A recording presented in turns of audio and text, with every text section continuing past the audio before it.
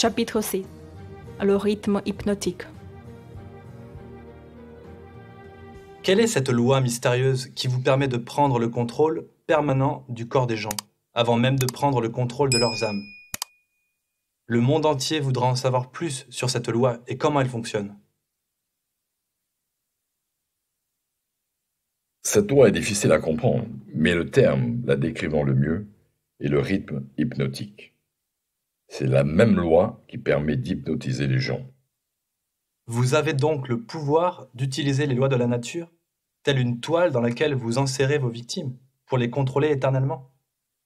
Est-ce bien là ce que vous prétendez? Je ne le prétends pas, c'est la vérité. Je prends leur esprit et leur corps bien avant leur mort. Chaque fois que je peux, les attirer dans le rythme hypnotique, par la ruse ou par la peur. Qu'est-ce que le rythme hypnotique? Comment l'utilisez-vous pour maîtriser les êtres humains de façon permanente? Il me faut remonter le temps et l'espace pour vous décrire brièvement et simplement comment la nature utilise le rythme hypnotique. Sinon, vous ne comprendrez pas ma description sur la façon dont je me sers de cette loi universelle pour contrôler les êtres humains. Allez-y, mais limitez votre histoire à de simples illustrations qui entrent dans le cadre de mon expérience et de ma connaissance des lois naturelles. Très bien, je ferai de mon mieux. Vous savez bien entendu que la nature maintient dans l'univers un équilibre parfait entre tous les éléments et toute l'énergie. Vous voyez les étoiles et les planètes bouger avec une précision parfaite, chacune gardant sa place dans le temps et l'espace. Vous voyez les saisons se succéder au fil des ans avec une régularité immuable. Vous observez qu'un gland devient un chêne et que le pin pousse à partir d'une graine de son espèce. Un gland ne devient jamais un pin et une graine de pin ne produit jamais un chêne. Il s'agit de choses simples, à la portée de tous. Ce que l'on ne peut pas voir, c'est la loi universelle par laquelle la nature maintient cet équilibre parfait dans cette myriade d'univers. Vous, les terriens, avez entrevu un fragment de cette grande loi universelle quand Newton a découvert qu'elle maintenait votre Terre dans sa position et attirait tous les objets matériels vers votre centre. Il l'a nommée la loi de la gravitation. Mais il n'a pas poussé ses recherches assez loin. Sinon, il aurait découvert que la même loi qui maintient la Terre dans son axe et aide la nature à entretenir un équilibre parfait entre les 4 dimensions dans lesquelles la matière et l'énergie sont contenues, constitue la toile dans laquelle j'enchevêtre et contrôle l'esprit des humains. Dites-moi plus sur cette stupéfiante loi du rythme hypnotique. Comme je l'ai déjà mentionné, il existe une forme d'énergie universelle grâce à laquelle la nature maintient un équilibre parfait entre la matière et l'énergie. Elle utilise ce matériau universel fondamental de manière spécialisée en le divisant en différentes longueurs d'onde. Ce processus de division est perpétué par l'habitude. Vous comprendrez mieux ce que j'essaie de vous dire si je fais une comparaison avec la façon dont on apprend la musique. En premier, l'esprit mémorise les notes. Elles sont ensuite reliées entre elles par la mélodie et le rythme. À force de répétition, l'esprit fixe la mélodie et le rythme. Observez avec quel acharnement le musicien doit répéter un air avant de le maîtriser. Par la répétition, les notes se mélangent et vous obtenez de la musique. Toute nouvelle pensée qui jaillit telle une impulsion que l'esprit répète maintes et maintes fois se transforme en un rythme organisé. Des habitudes indésirables peuvent cependant être rompues. Elles doivent l'être avant qu'elles ne prennent l'ampleur d'un rythme. Vous me suivez? Oui, Eh bien, pour continuer, le rythme est le dernier stade de l'habitude. Toute pensée ou geste physique répété maintes fois par le principe de l'habitude finit par prendre l'ampleur d'un rythme. Ensuite, l'habitude ne peut plus être rompue car la nature le reprend à son compte et la rend alors permanente. Un peu comme un tourbillon dans l'eau. Un objet peut flotter indéfiniment jusqu'à ce qu'il soit pris dans un tourbillon. À ce moment-là, il est entraîné à tourner en rond, mais il ne peut plus s'échapper. L'énergie selon laquelle les gens pensent peut être comparée à l'eau d'une rivière. c'est ainsi que vous prenez le contrôle sur l'esprit des gens? Oui, pour le prendre, il me suffit de pousser son propriétaire à dériver. Dois-je comprendre que l'habitude de dériver est le danger principal qui fait perdre aux gens leurs prérogatives et privilèges de formuler leurs propres pensées et de façonner leur destin sur la Terre? Cela, et plus encore, dériver est également l'habitude par laquelle je prends possession de leur âme une fois qu'ils ont abandonné leur corps physique. Donc, la seule manière pour un être humain d'éviter l'anéantissement éternel est de maintenir le contrôle de son propre esprit durant son existence sur cette terre? Est-ce vrai? Vous avez trouvé la formulation parfaite. Ceux qui contrôlent et utilisent leur esprit échappent à ma toile. J'attrape tous les autres aussi naturellement que le soleil se couche à l'ouest. L'anéantissement éternel se limite-t-il à cela? Ce que vous appelez votre opposition ne peut-elle pas sauver les gens? Je vois que votre réflexion est profonde. Mon opposition, la puissance que vous les terriens appelez Dieu, a tout en son pouvoir pour sauver les gens de l'anéantissement éternel. Et pour cette raison, elle fournit à chaque être humain le privilège d'utiliser son propre esprit. Si vous utilisez ce pouvoir en gardant le contrôle de votre propre esprit, vous en devenez partie intégrante lorsque vous quittez votre corps physique. Si vous négligez de l'utiliser, j'ai alors le privilège de profiter de cette négligence grâce à la loi du rythme hypnotique. Quelle quantité prenez-vous de chaque personne? Tout ce qu'il en reste lorsqu'elle a cessé de contrôler et d'utiliser son esprit. En d'autres termes, quand vous prenez le contrôle de quelqu'un, vous vous emparez de tout ce qu'il reste de son individualité à partir du moment où il cesse d'utiliser son propre esprit. Est-ce exact? C'est ainsi que j'opère. Que faites-vous de ceux que vous contrôlez avant leur mort? Quel intérêt portent-ils à vos yeux alors qu'ils sont toujours en vie? Je les utilise, ou ce qu'il reste d'eux, comme agents de propagande pour m'aider à préparer l'esprit des autres à dériver. Non seulement vous les abusez en détruisant leur capacité à contrôler leur propre esprit, mais vous les utilisez également pour piéger d'autres gens. Oui, je ne laisse aucune opportunité m'échapper. Revenons au sujet du rythme hypnotique. Dites-moi plus sur le fonctionnement de cette loi. Montrez-moi comment vous utilisez les uns pour prendre le contrôle des autres. Je veux connaître la façon la plus efficace que vous avez d'utiliser le rythme hypnotique. Oh, c'est facile. Ce que je préfère, c'est de remplir l'esprit des gens de peur. Dès que leur esprit est occupé par la peur, il m'est facile de les pousser à dériver jusqu'à ce que je les enserre dans la toile du rythme hypnotique. Quelle peur humaine sert le mieux vos intérêts? La peur de la mort. Et pourquoi la peur de la mort est-elle votre arme préférée? Parce que personne ne sait, et, de par la véritable nature des lois de l'univers, personne ne peut prouver, de façon indubitable, ce qui se passe après la mort. Cette incertitude effraie les gens au-delà de leur intelligence. Les gens qui abandonnent leur esprit à la peur, quelle qu'en soit la nature, négligent d'utiliser leur esprit et commencent à dériver. Éventuellement, ils dérivent dans le tourbillon du rythme hypnotique, duquel ils ne peuvent jamais échapper.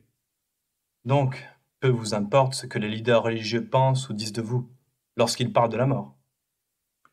En effet, l'essentiel est qu'ils en parlent. Si les églises cessaient de parler de moi, ma cause subirait un sérieux revers.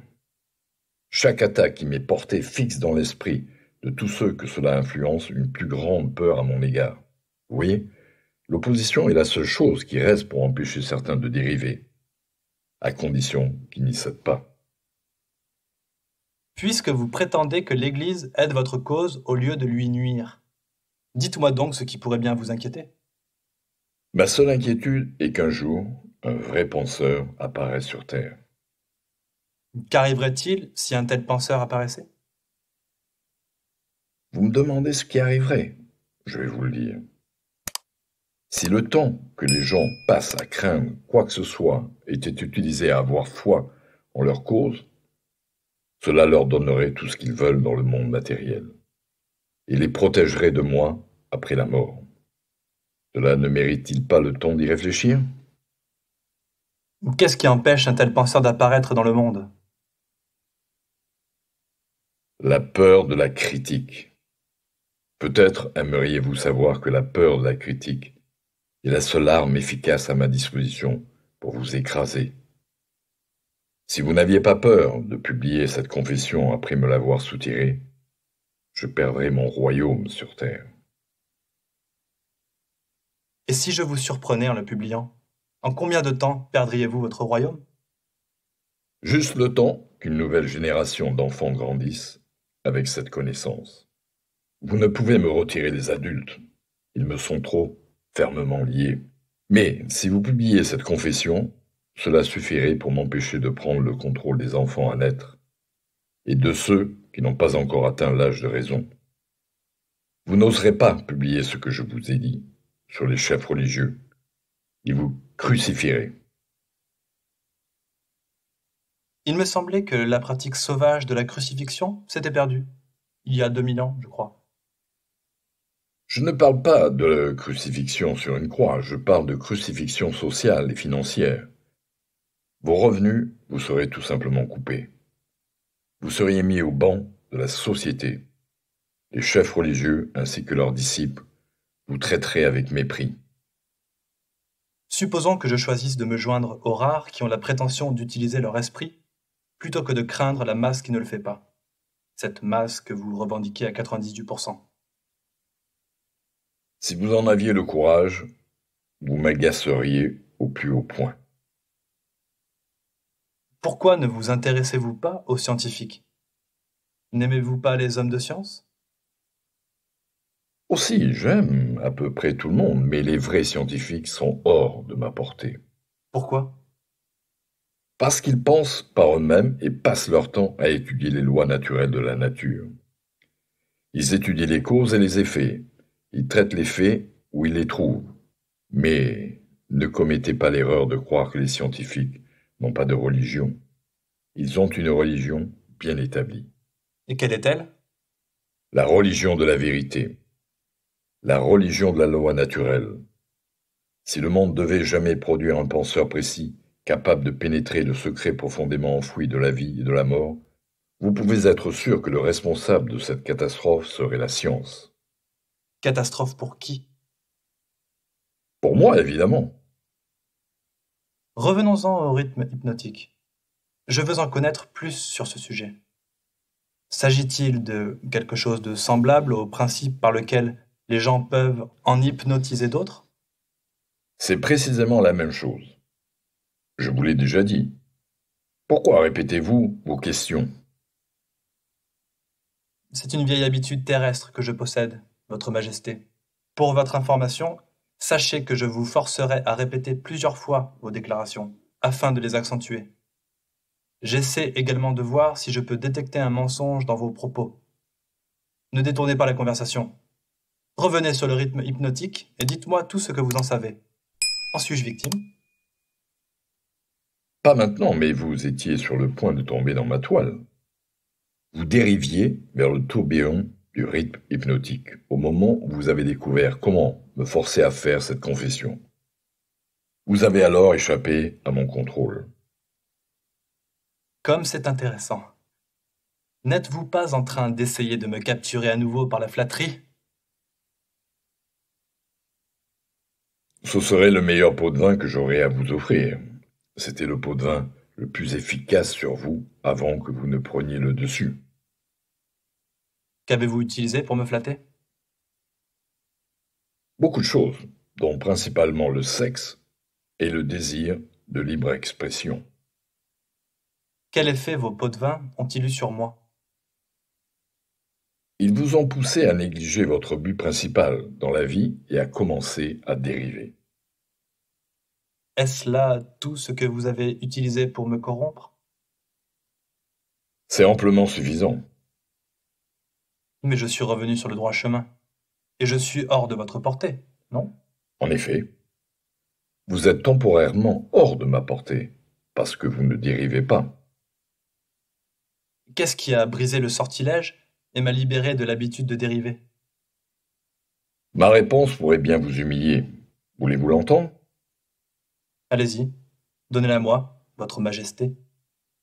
Je désire apprendre toute la vérité que je suis en mesure de supporter. J'ai perdu mon ascendant sur vous quand vous avez trouvé le grand amour en la femme de votre choix. Donc, vous allez m'accuser de me cacher derrière les jupons d'une femme. Non, pas vous cacher, je ne l'exprimerai pas de cette façon, je dirais que vous avez appris à vous doter d'un support solide grâce à l'embellissement de l'esprit d'une femme. Les jupons de la femme n'ont rien à voir alors. Non, mais son cerveau, oui.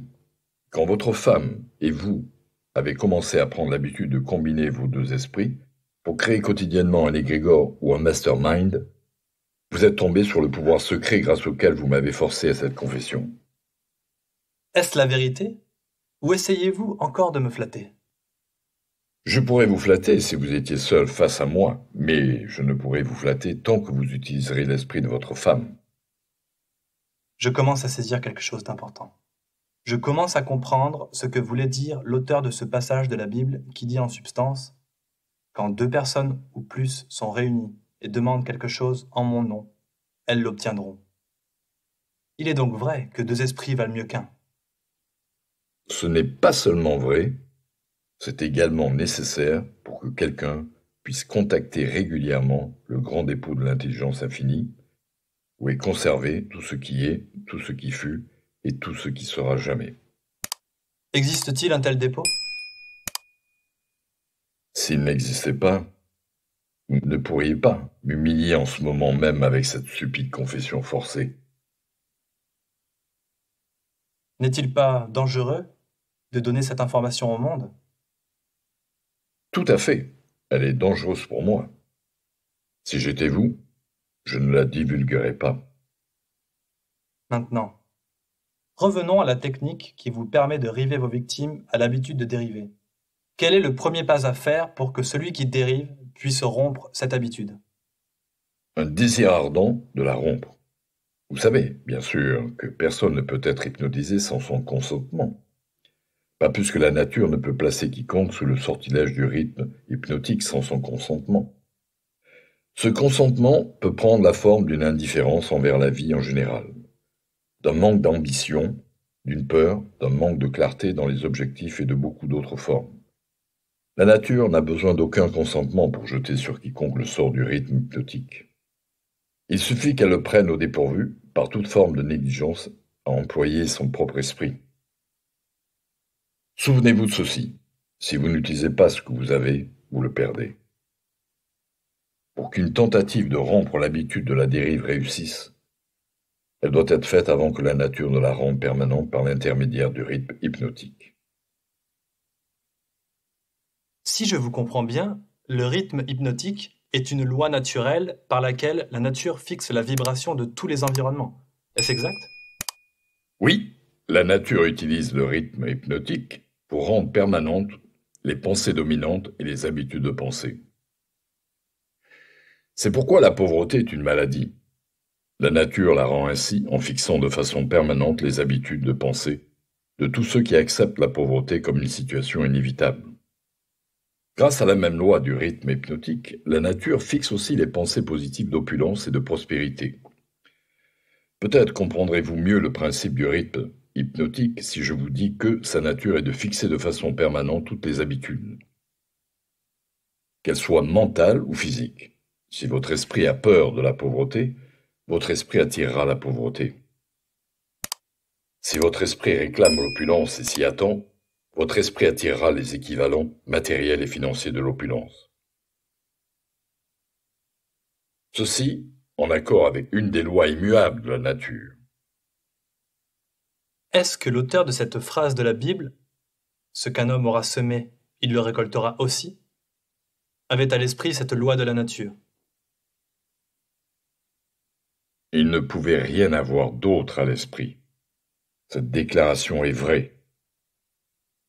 Vous en voyez la preuve dans toutes les relations humaines. Et c'est pourquoi l'homme qui prend l'habitude de dériver dans la vie doit accepter ce que sa vie lui tend. Est-ce exact? C'est absolument exact. La vie paie celui qui dérive au prix et selon les propres modalités qu'elle choisit. Celui qui ne dérive pas fait payer la vie selon ses propres modalités à lui. La question de la morale n'entre-t-elle pas dans ce qu'on obtient de la vie? C'est certain, mais uniquement pour la raison que la morale influence la pensée. Personne ne peut récolter ce qu'il veut de la vie simplement en étant bon, si c'est ce que vous désirez savoir. Je pense que non. Je vois ce que vous voulez dire. Nous sommes tous là où nous sommes, et ce que nous sommes par nos propres actes. Non, pas exactement. Vous êtes là où vous êtes et ce que vous êtes à cause de vos pensées et de vos actes. Donc, le hasard n'existe pas, n'est-ce pas? Absolument pas. Les situations que les gens ne comprennent pas sont classées dans la rubrique hasard. Derrière toute réalité se trouve une cause. Souvent la cause est tellement éloignée de l'effet que la situation ne peut être expliquée qu'en l'attribuant au hasard. La nature ne connaît pas le hasard. C'est une hypothèse créée par l'homme qui lui sert à expliquer les choses qu'il ne comprend pas. Les termes hasard et miracle sont frères jumeaux. Aucun des deux n'a de réelle existence, mis à part dans l'imagination des gens. Les gens utilisent les deux pour expliquer ce qu'ils ne comprennent pas. Souvenez-vous de ceci. Tout ce qui a une existence réelle peut être prouvé. Gardez bien cette vérité à l'esprit et vous deviendrez un penseur plus avisé. Qu'est-ce qui est le plus important? Les pensées ou les actes? Tous les actes sont issus des pensées. Il ne peut y avoir d'action sans qu'elle ait été au préalable modelée dans l'esprit. De plus, toutes les pensées ont tendance à se vêtir dans leur équivalent physique. Les pensées dominantes, c'est-à-dire les pensées qui se mélangent aux émotions, au désir, à l'espoir, à la foi, à la peur, à la haine, à la cupidité et à l'enthousiasme, n'ont pas seulement tendance à se vêtir de leur équivalent physique, elles sont obligées de le faire. Ceci me rappelle de vous demander de me parler un peu plus de vous. En plus de l'esprit des gens, où logez-vous et où opérez-vous? J'opère là où il y a quelque chose à contrôler et posséder. Je vous ai déjà dit que j'étais la partie négative de l'électron de la matière. Je suis le tonnerre dans l'éclair.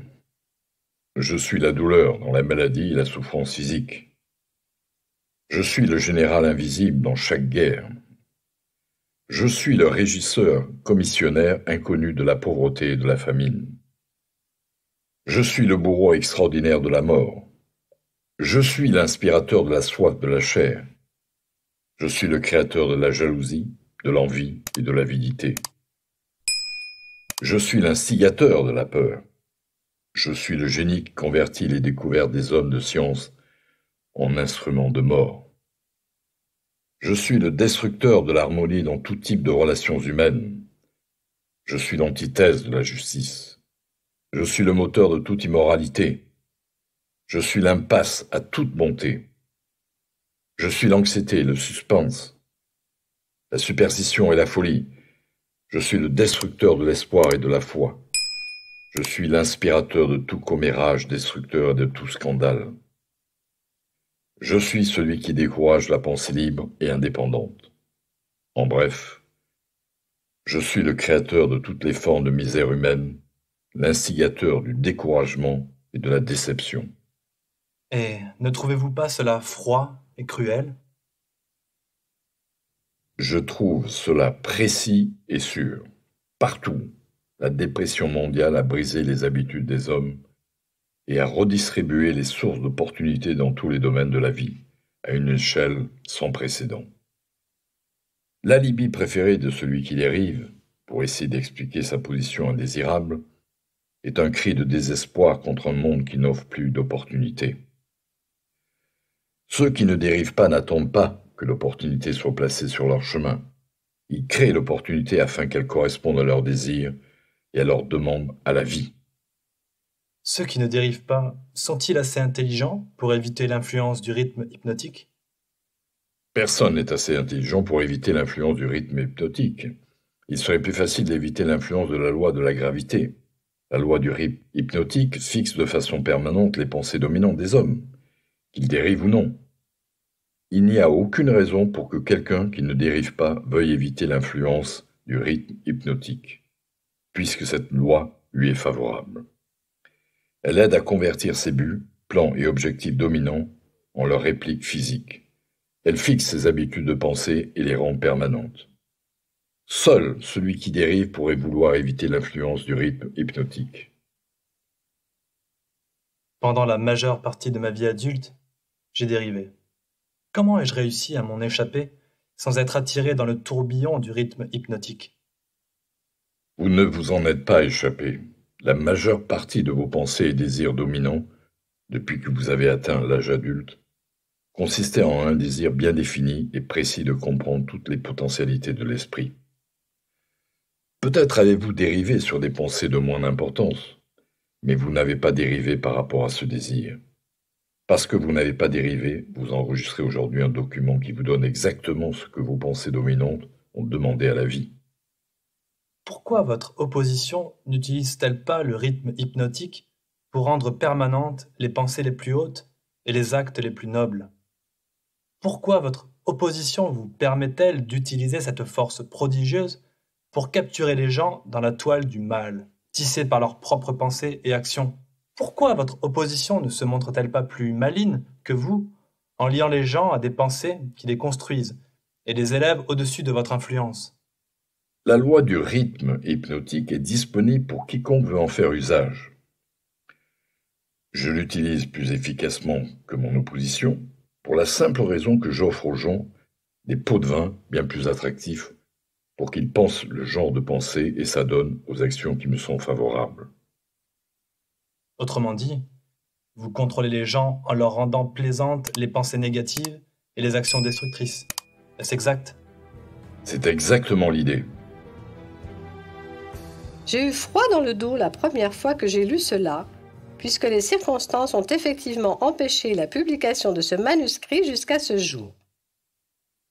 Écrit en 1938, il est resté inédit jusqu'à aujourd'hui, bien après la mort de Napoleon Hill en 1970.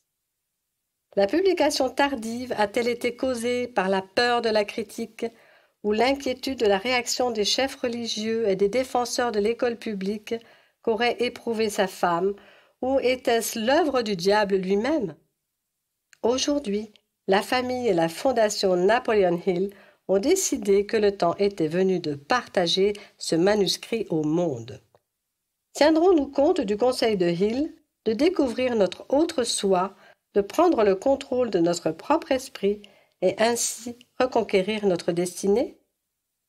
Hill a écrit sur la loi d'attraction une première fois dans le numéro de mars 1919 du Napoleon Hill's Golden Rule Magazine, le magazine de la règle d'or de Napoleon Hill.